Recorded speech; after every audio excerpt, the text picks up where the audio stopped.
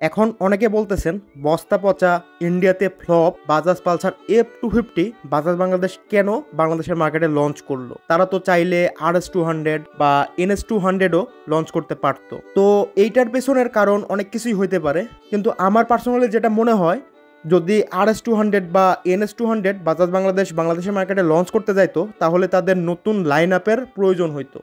কিন্তু যেহেতু F250-র naked version N250 বাংলাদেশের লাইন আপ অলরেডি বাংলাদেশের মার্কেটে চলতেছে, যার কারণে অতিরিক্ত ইনভেস্ট ছাড়া খুব কম ইনভেস্টেই বাজাজ বাংলাদেশ পালসার F250 বাইকটা বাংলাদেশের বাজারে লঞ্চ করতে পারছে।